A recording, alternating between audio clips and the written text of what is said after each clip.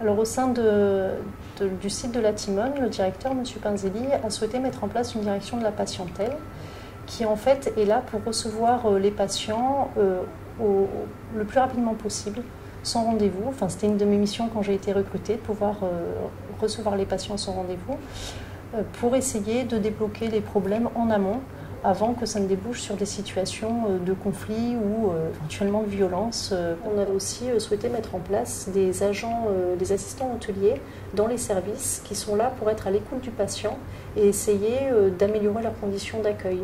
Donc de repérer le matériel cassé par exemple, de le signaler tout de suite, d'aller au contact du patient pour savoir si les conditions d'accueil lui conviennent, s'il y a des problèmes.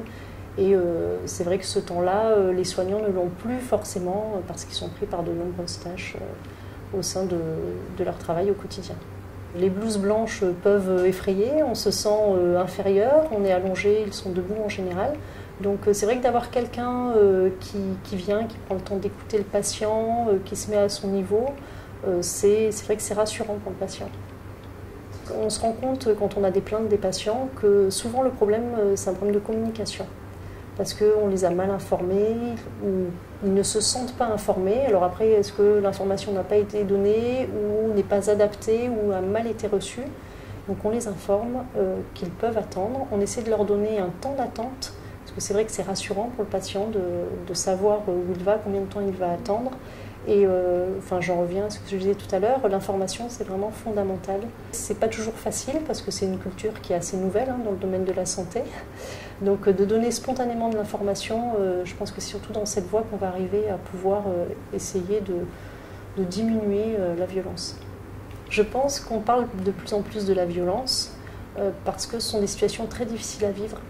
Même si les professionnels de santé sont des professionnels, savent que la violence fait parfois partie de la pathologie, c'est quand même des situations très difficiles à vivre, auxquelles ils ne sont pas forcément toujours préparés. Et quand on a des professionnels jeunes qui sortent des écoles, c'est encore plus difficile à vivre. Et c'est vrai qu'il y a certaines pathologies, je pense par exemple à la psychiatrie, qui peut aussi faire peur, parce que le patient est souvent imprévisible. Donc c'est vrai qu'il y a la peur qui se rajoute à la violence, donc c'est très difficile à vivre.